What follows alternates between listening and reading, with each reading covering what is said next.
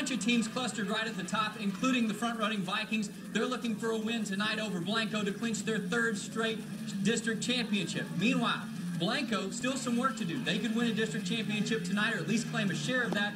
But more importantly, their playoff hopes hinge largely on a win tonight. Let's go to the highlights and show you how all this one turned out as Lago Vista was trying for their second straight win over the hometown Blanco Panthers. Now, Blanco will take the opening kickoff and promptly march down the field. Quarterback Tanner Rogers heaves it 45 yards to Weston Copenhagen, and just like that, that's Dylan Haynes right there, number 14. Panthers. Lago Vista would waste no time in evening the score. They were tied at 7 when, in the second quarter, Rogers going to keep it himself on the option. Check out the stiff arm. Oh, my. Oh. Over 40 yards on the run. That sets up Rogers up the middle to pay dirt. A short time later, he will call his own number. The extra point, no good, but with just under 2 minutes of change, Panthers up 13-7. But the Vikings didn't even need 2 minutes to score.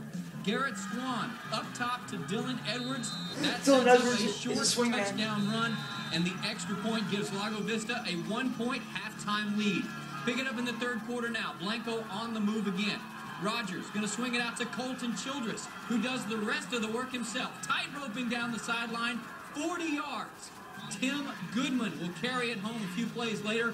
Extra point, no good, but Panthers back on top, 19-14.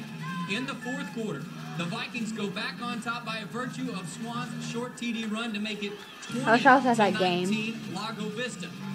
But no quit in these Panthers. What a slugfest tonight, folks. Rogers airs it out. Childress hauls it in for a 38-yard gain, and that sets up the drive. Will stall there, but that would set up T.J. Rabbie.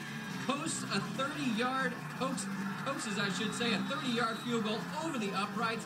Yes, sir. With 63 seconds left, Blanco is back in front, but what happens next is the play of the game. Watch closely, folks. Swan connects with Dylan Haynes, who celebrates a bit too early and drops the ball before crossing the goal line. We went back and looked at it in slow motion. Sure enough, he did drop it. Blanco recovers, and that should do it, right?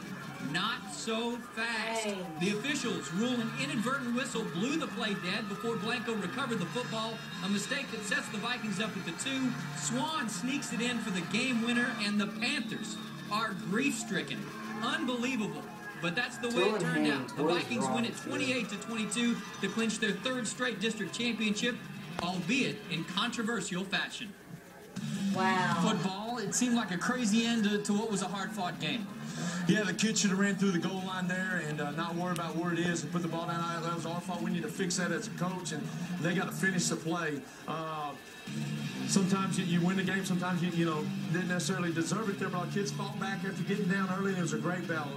Blanco's a great program, historic program, and we knew coming in it's going to be for the title, and I'm proud of our kids. Yeah, and he should be. They fought hard all night. So